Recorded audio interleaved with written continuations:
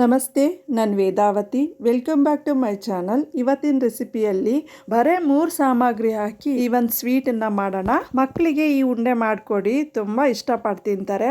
ಹಾಗೆ ಬಾಣಂತಿಯರಿಗೂ ಕೂಡ ತುಂಬಾನೇ ಒಳ್ಳೆಯದು. ಬನ್ನಿ ನೋಡೋಣ ಯಾವ ರೀತಿ ಮಾಡೋದು ಅಂತ.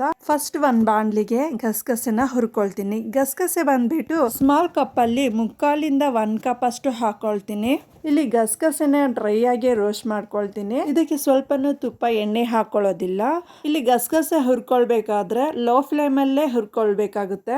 ಇಲ್ಲಿ ಗಸಗಸೆ ರೋಸ್ಟ್ ಆಗ್ತಿದ್ದಾಗೆ ಸಿಡಿಯ ಸ್ಟಾರ್ಟ್ ಆಗುತ್ತೆ. ಅವಾಗ ಅಲ್ಲಿಗೆ ಗಸಗಸೆ ರೋಸ್ಟ್ ಆಗಿದೆ. ಕೊಬ್ಬರಿ ಹಾಕೊಳ್ತೀನಿ. ಕೊಬ್ಬರಿನೂ ಕೂಡ ರೋಸ್ಟ್ ಮಾಡ್ಕೊಳ್ಬೇಕಾಗುತ್ತೆ. ಇಲ್ಲಿ ಕೊಬ್ಬರಿನ ಅರ್ಧ ಹೋಳಷ್ಟು ತಗೊಂಡಿದ್ದೀನಿ. ಅದು 1 ಕಪ್ ಅಷ್ಟು ಆಗಿದೆ. ಹಾಗೆ ಇಲ್ಲಿ ರೋಸ್ಟ್ ಮಾಡ್ಕೊಳ್ಬೇಕಾದ್ರೆ ಸ್ವಲ್ಪ ತುಪ್ಪ ಕೂಡ ಹಾಕೊಳ್ಳೋಣ.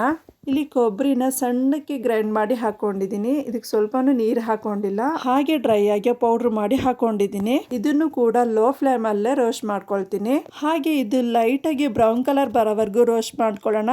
ನೋಡಿ, ಈ ರೀತಿ ರೋಸ್ಟ್ ಆಗಿದೆ. ಹಾಗೆ ಕಲರ್ ಕೂಡ ಚೇಂಜ್ ಆಗಿದೆ. ಈಗ ಇನ್ನೊಂದು ಪಾತ್ರೆಗೆ ಬೆಲ್ಲ ಹಾಕೊಳ್ಳೋಣ.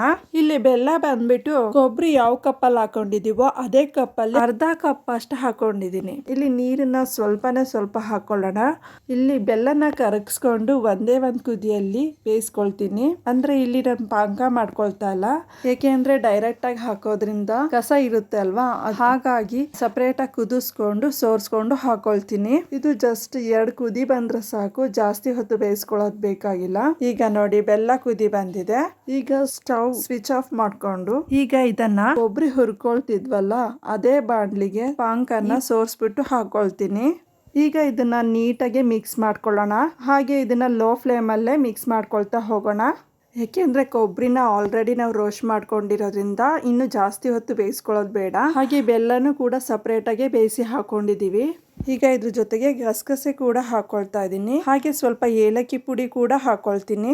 ಈಗ ಇದನ್ನ ನೀಟಾಗಿ ಮಿಕ್ಸ್ ಮಾಡ್ಕೊಳ್ಳೋಣ. ನೋಡಿ, ಇಲ್ಲಿ ನಾನು 3 ಸಾಮಗ್ರಿ ಹಾಕಿರೋದು. ಅದು ಕೊಬ್ಬರಿ, ಬೆಲ್ಲ ಮತ್ತೆ ಗಸಗಸೆ, ಈ 3 ಹಾಕ್ಬಿಟ್ಟು ಮಾಡೋದ್ರಿಂದ ಈ ಸ್ವೀಟು ತುಂಬಾನೇ ಚೆನ್ನಾಗಿರುತ್ತೆ. ಈ ಸ್ವೀಟ್ ಮಕ್ಳಿಗಂತೂ ತುಂಬಾನೇ ಇಷ್ಟ ಆಗುತ್ತೆ. ಅದು ಅಲ್ಲದೆ ಬಾಣಂತಿಯರಿಗೂ ಕೂಡ ಈ ರೀತಿ ಉಂಡೆ ಮಾಡ್ಕೊಡೋದ್ರಿಂದ ಅವ್ರಿಗೂ ಕೂಡ ತುಂಬಾನೇ ಒಳ್ಳೇದು. ಮತ್ತೆ ದೇವರಿಗೆ ನೈವೇದ್ಯ ಮಾಡ್ತೀವಿ ಅಂದ್ರೆ ಬೇಗನೆ ಮಾಡಬಹುದು. ಈಗ ನೋಡಿ, ನೀಟಾಗಿ ಮಿಕ್ಸ್ ಮಾಡ್ಕೊಂಡಾಯ್ತು.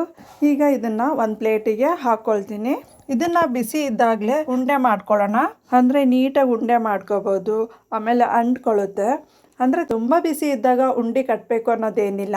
ಸ್ವಲ್ಪ ಬಿಸಿ ಇದ್ದಾಗಲೇ ಉಂಡೆ ಮಾಡ್ಕೊಳ್ಳೋಣ. ಇಲ್ಲಿ ಬೆಲ್ಲನ ಪಾಕ ಮಾಡ್ದೇ ಹಾಕಿರೋದ್ರಿಂದ ಸ್ಮೂತಾಗಿರುತ್ತೆ. ಅಂದರೆ ಇಲ್ಲಿ ಬೆಲ್ಲನ ಪಾಕ ಮಾಡಾಕ್ತೀನಿ ಅಂದರೆ ಅದು ಸ್ವಲ್ಪ ಗಟ್ಟಿ ಆಗುತ್ತೆ. ಹಾಗಾಗಿ ನಾನಿಲ್ಲಿ ಪಾಕ ಮಾಡ್ಕೊಳ್ಳಿಲ್ಲ. ಇಲ್ಲಿ ಸ್ಮೂತಾಗಿದ್ದರೆ ತಿನ್ನೋದಕ್ಕೆ ಚೆನ್ನಾಗಿರುತ್ತೆ ಅಲ್ವಾ.